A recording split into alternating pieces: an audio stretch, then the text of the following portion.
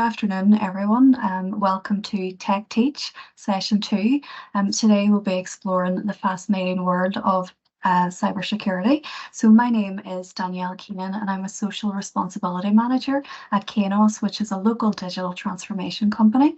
And I'm also part of the Software Alliance Schools Subcommittee, working alongside Sinead Shackley and Colin Duffy, who are on the call today. So we developed Tech Teach, which is a monthly information session for teachers, and it's delivered by different members of the Software Alliance. Together, we really want to share our skills and our experience with our local educators to enable you to bring the latest technologies into your classroom. And ultimately, we want to inspire your students to consider studying computing education. So I am delighted to introduce and welcome Simon Whitaker. Simon is the co-founder and CEO of Vertical Structure, which is a local cybersecurity consultancy company. Simon is going to share some brilliant insights into cybersecurity and some tools that you can use within your classroom as well. So feel free to ask questions in the chat as we work through the session today, and also we should have some time at the end for questions as well. So feel free to interact with us. If you have any questions, do put them into the chat. And Simon, I'm going to now pass over to you. That's brilliant stuff. Thank you very much, Danielle, and lovely to see everybody here today. I've only got 30 minutes, so I will be. It'll be a rattle through this mad industry that I work in. I will know some of you, I hope, from some of the work that we do in Cyber First. Cyber First being a UK government initiative to help young people to get into cybersecurity. If anyone is a member of anyone teaches any Year 9 girls, there is currently the Cyber First Girls competition is now open for applicants. It is a brilliant resource. Last year we had Lindy Cameron, who is the head of the National Cybersecurity Centre, come over as part of that competition. It is specifically designed to get young women and girls into this industry and to capture them before they lose interest. So Year 9 girls, if you are teaching any Year 9 girls, then please look up the Cyber First Girls competition. It is a fantastic resource and one that is definitely worthwhile. We recently did an interview with somebody who had been a participant on the Cyber First Girls competition and is now going in to start studying her masters in cybersecurity. And for myself and my colleague Victoria Logan, who's another ambassador, it was just proof that this stuff works. Okay, so it was it was just brilliant to hear that actually this stuff that we do, where we talk to young people about cybersecurity, really does work. So I would strongly encourage anyone who is wanting to kind of explore more cybersecurity work to look at Cyber First, the Cyber First Girls competition, and also to become a Cyber First registered and certified school. So there are lots more details around that. So just to introduce myself, I am CEO of Vertical Structure, which is a local cybersecurity consultancy. We're based here in Belfast, despite my accent. I have been here for over, I think it's 25 and a half years I've been here. So I have I moved here and met a girl from here, and that was pretty much it. I've been working in the security industry since about 2006-7 sort of direction. I'm one of the first in Northern Ireland to have the Chartered Cybersecurity Professional moniker applied, which is a fantastic thing for us here in Northern Ireland, and also for us as a company and for me. It just means that we've been recognised for being part of the cybersecurity industry. I also run a podcast locally called Cyber Tuesday. If you would like to know more information about cybersecurity, this is a very good resource for you.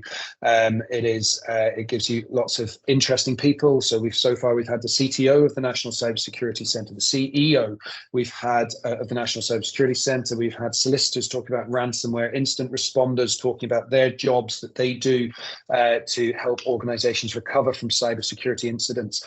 We've had the Director of Security for Google Chrome, the browser, the entire browser, coming on to talk to us about open security culture.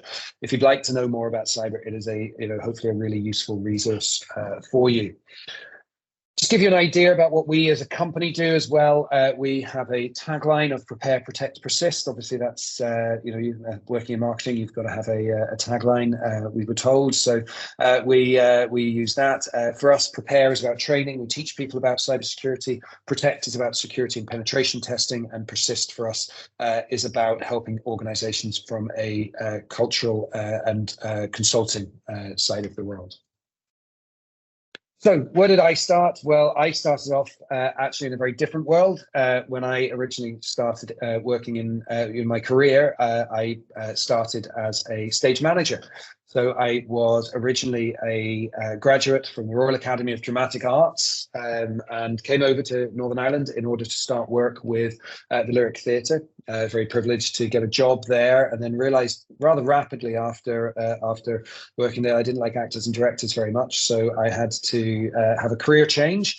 So I moved into something I'd always loved, which was around IT and software development, and became a software developer in about 2000.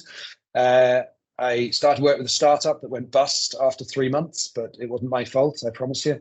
And then after that, I moved to an organization where we were doing work with some of the world's largest companies. And security was something that back then was never mentioned, okay? So security was just something that was never talked about.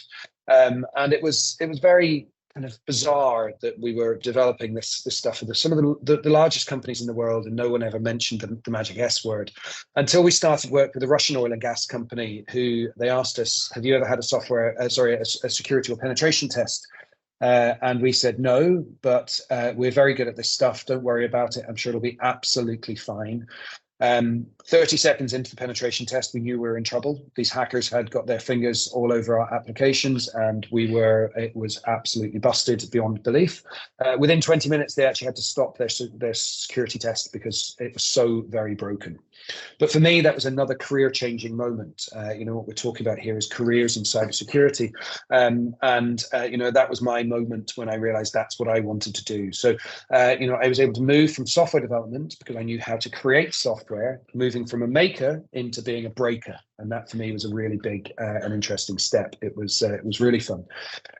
So that was around about 2006, 2007, something like that. And then in around about 2010, 2011, we started our company. And we've been going ever since. We work with lots of different organizations. Software Alliance is a great company, a great set of organizations, all working together, collaborating, doing various interesting bits and pieces. We also have a local cybersecurity cluster where we get organizations who are working in security together. It's really, really great industry to be in. There's lots of interesting people and lots of interesting different things to do within security. So there is there's an image I'm going to put up, and it's going to scare you because you're going to realize just how wide and varied this industry is, and that no one actually knows what it means. This is a diagram of the cybersecurity certification roadmap. Okay, so these are all the certifications, well, most of the certifications that one can do in this industry. But it's all a bit mad, isn't it? I mean, it's all a bit much. I mean, I look at that and I realize that I am one small cog in a very, very big wheel. It is absolutely mad. There are certifications here that are just kind of out of this world. You can see down here that there are 473 certifications listed from January 23. There are actually more of them have been added in now because people just keep adding new ones, and there's new certifications in there. So if this doesn't give you an idea of the scale of the cybersecurity industry, then I don't know what will. There are just so many things in here. And this is from a chap called pauljeremy.com. Very, very useful thing, kind of demonstration here. There is everything here from communication and network security to IAM, which is identity and access management, security architecture and engineering, asset security, security and risk management, all of those areas across the top. And then you've got the beginner, the intermediate, and the expert. And then you've got all of the certifications underneath. Okay, so the point of this is that it is a very wide and varied industry. There are lots of things you can do in different areas. So we have software developers who are cybersecurity software developers. We have penetration testers who are people who break software. We have SOC analysts who are people who go in and watch logs to see who's been breaking stuff. We have brilliant people like Victoria Logan, who's now with Aflac. But if you've worked with Cyber First in the past, you will find that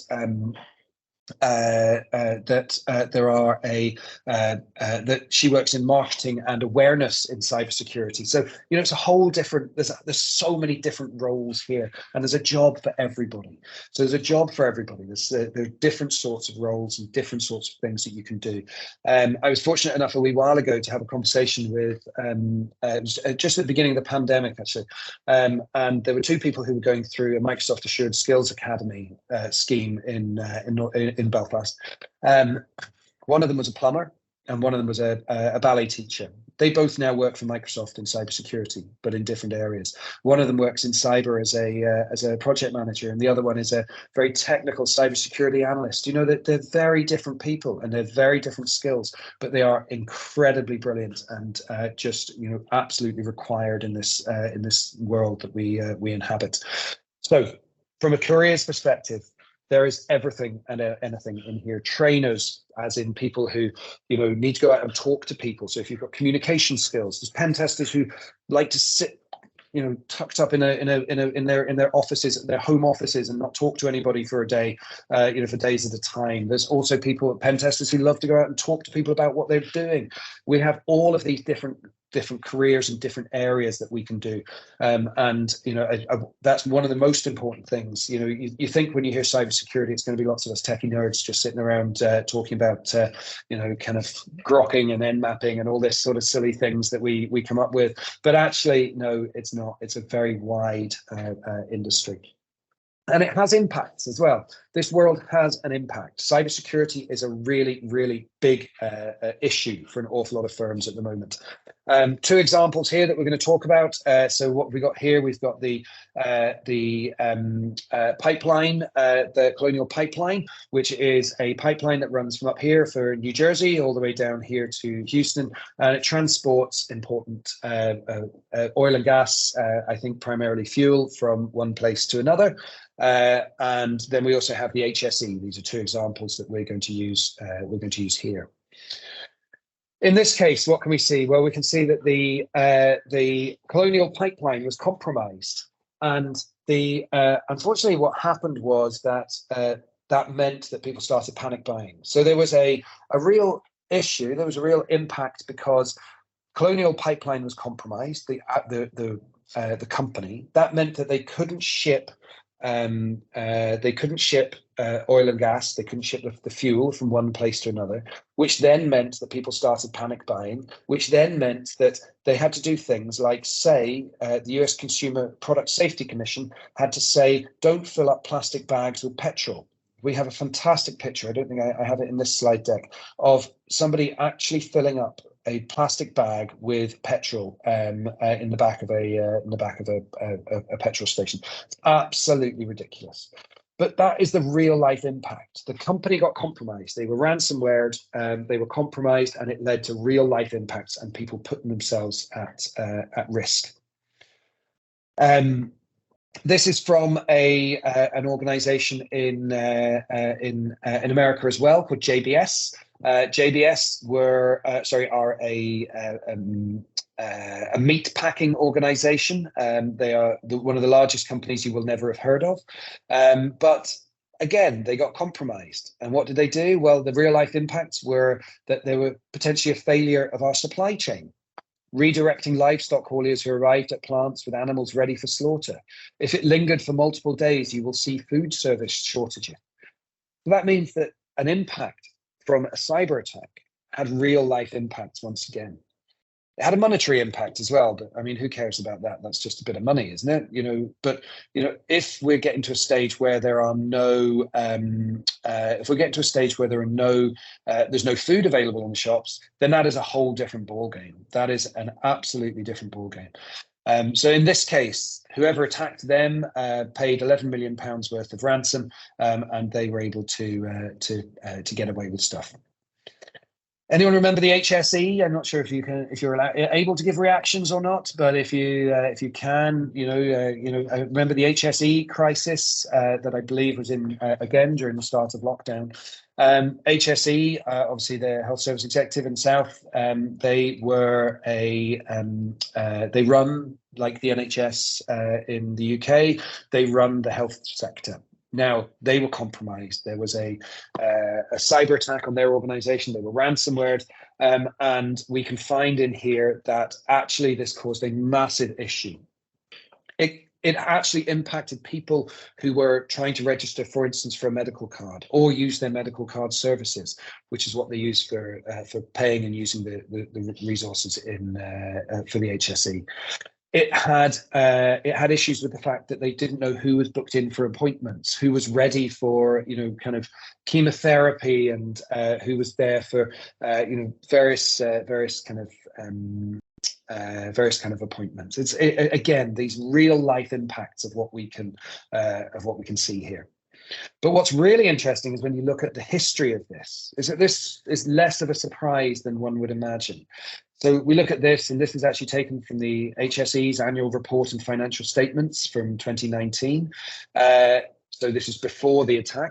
It said that there were weaknesses in the area of security controls, including application password protocols and the management of secure access. Weaknesses have been acknowledged in some of the areas audited in disaster recovery protocols, particularly in relation to older and legacy systems.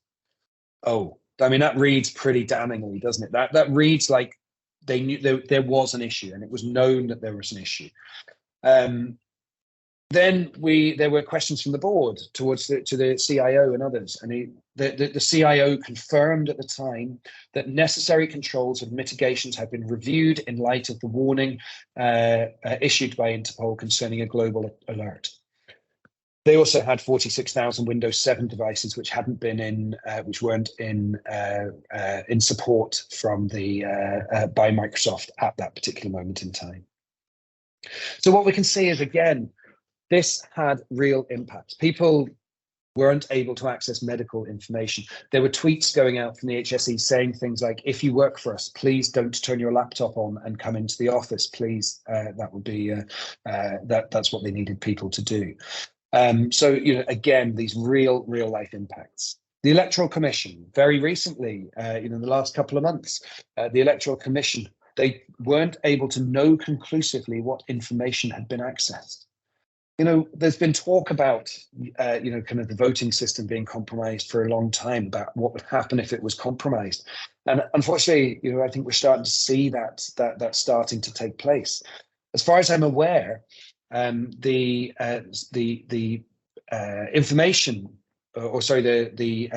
Electoral Commission were compromised actually a year before they realised it.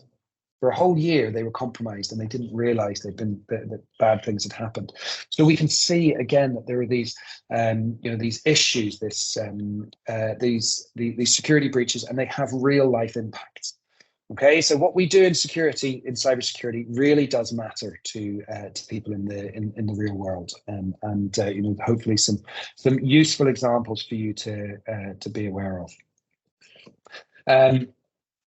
Just some facts around this as well. So 85% of breaches involve a human element, 13% of those involve ransomware and vulnerability exploitation. So what are we talking about there? Well, that means that actually one of our biggest issues is around people. Okay, and I'm not blaming people. Please don't think that's what I'm doing. What I'm doing is I'm saying that as busy people, we sometimes make mistakes.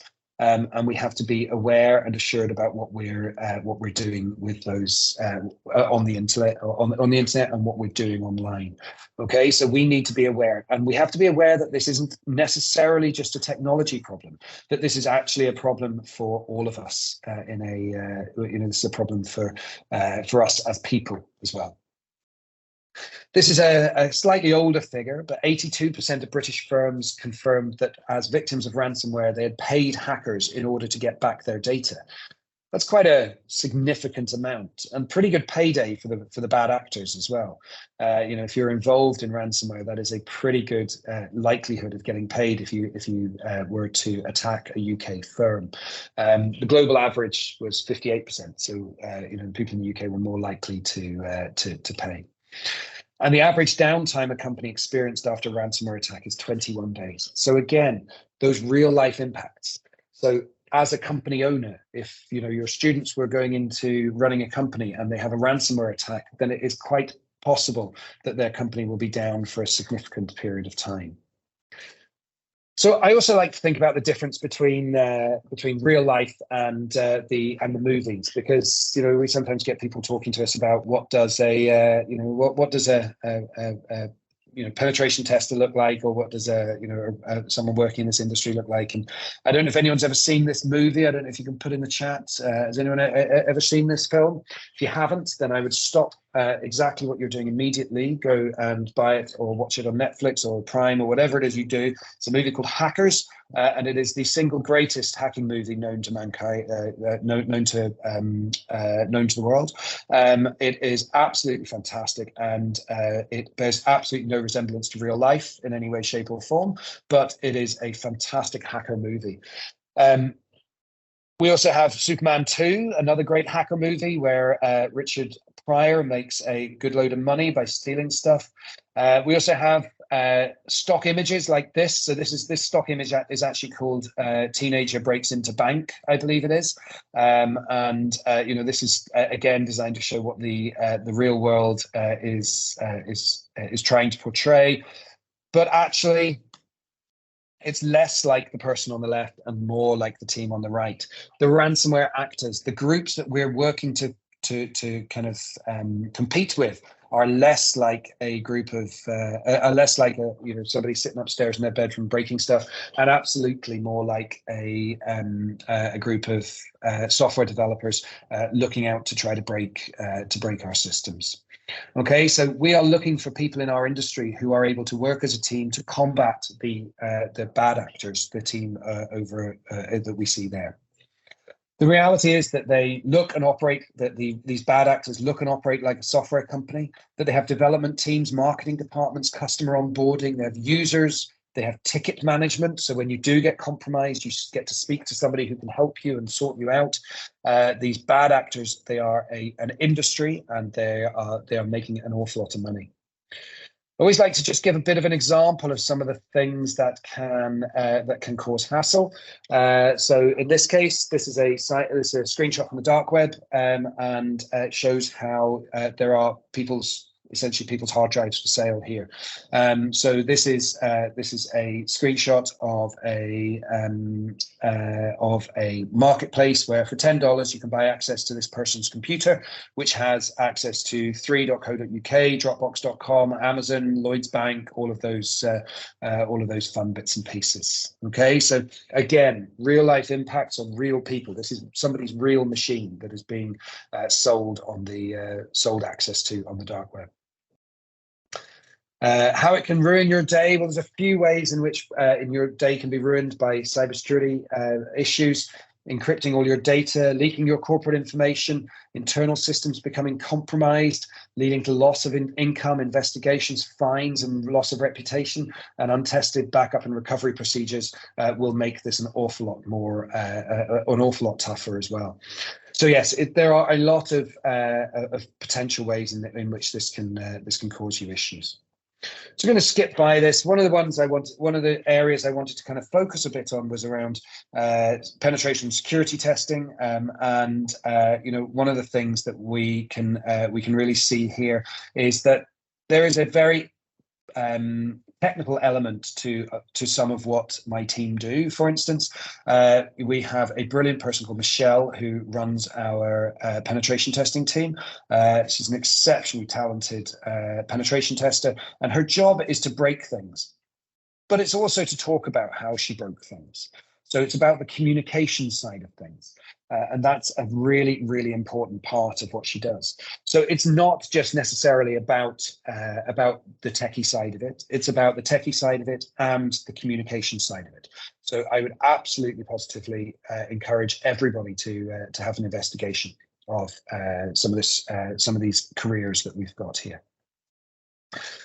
When it comes to penetration security testing, the team always say to me that they have two parts to their job really, and part of their job is to half of their job is to be the hackers and crackers and put the masks on and break things, and then the other half is writing a Word document which explains how on earth they did all of that stuff and how they broke into it.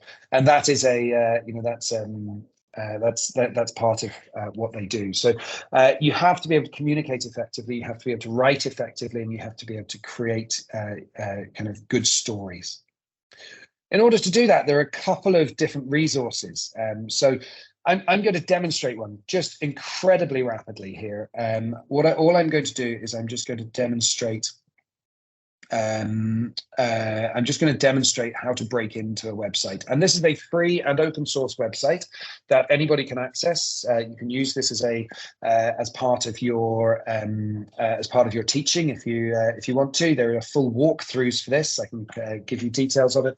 This is a tool called the OWASP Juice Shop. It is a deliberately vulnerable shop. And what I thought I'd do is I would talk you through a particular exercise which isn't technical in any way, shape, or form, but which is going to demonstrate how people can break into your stuff. So what I'm going to do is I'm going to find a particular item that I know is there, and what our challenge is to break into this person's email account here. To break into this person's account here. So this is jim@juice-sh.op. Okay, so this is Jim.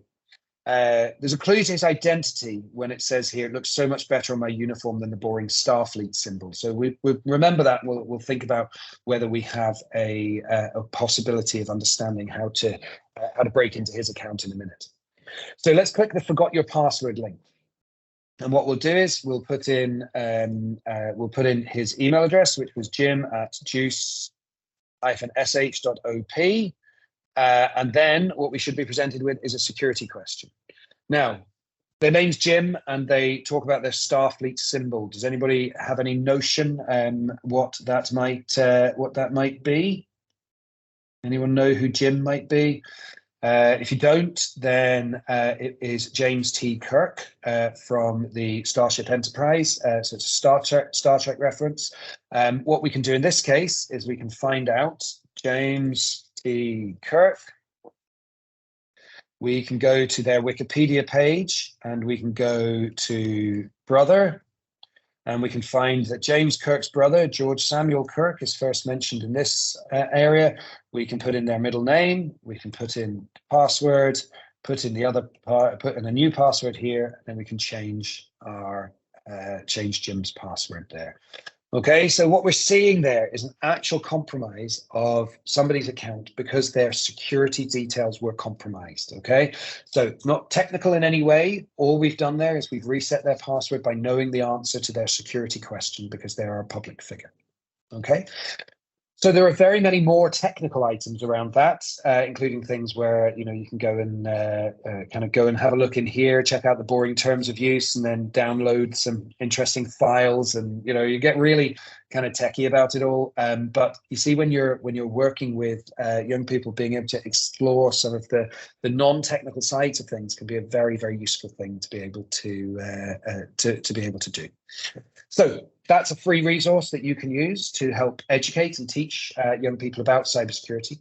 There are just a couple of career spotlight things that I thought would be useful to bring out here as well. So cybersecurity engineers and cybersecurity analysts. In here we've got secure. What do they do? Well, they design secure solutions. They implement security tools. They work on the software development lifecycle. The cybersecurity analysts help protect networks and systems from threats. Investigate and respond to security incidents, and also help to create triggers when they identify threats. So you can see that there are a range of different roles. I've spoken about just already today, trainers, penetration testers, cybersecurity engineers, analysts, consultants, lots and lots of different things. I've left you with some learning resources here, some of which are courses. Hack the Box is really fun if you have any technically minded young people in your care. Hack the Box is a great resource. You can just learn how to hack and crack and break stuff, which is really fun in a very, very safe environment. I mentioned about CyberFirst. CyberFirst is your resource to go to when it comes to cybersecurity in education. Please do check it out. It is a very, very useful resource. It's definitely worth a look. And then finally, there are some links there to some of the Software Alliance pages, the softwareallianceni.co.uk, and then a couple of the LinkedIn pages, and etc. And finally, just to let you know that there is a session on Tuesday, the 5th of December, which is going to be about the metaverse, whatever in goodness' name that might be at the moment. But we're going to be there will be a session from somebody talking about that. Danielle and Colin, are there ways in which people can ask questions if they need to, or are they, if they have any, or are they bound by the privacy stuff? No, you can email the admin email address there if there are any questions, and we can respond to those questions after the session. It is just coming up on 4 o'clock. Simon, well done for getting through all of that information. It was very insightful. Great to see the demo on JustBox. I know it's a really brilliant resource for young people. It's very, very enjoyable. So that was brilliant, Simon. Thank you so much for joining us. I believe we are out of time. If anybody has any questions, please pop them into the chat, or you can email us. We definitely will come back. As Simon said, our next session is on Tuesday, the 5th of December. Another very interesting topic, which we're looking forward to. So, folks, thank you for your time, and a special thanks again, Simon. Thanks, Simon. Well done. Not a problem at all. Thank you very much, everybody, for listening. And Danielle, will we be sending out the slides to everyone so they'll have those resources and links available? Yeah, we'll send out the slides, and we'll also send out the recording should anyone want to go back over that insightful talk today. So yeah, we'll get that out within the next week. Thank you. Okay, folks, thank you.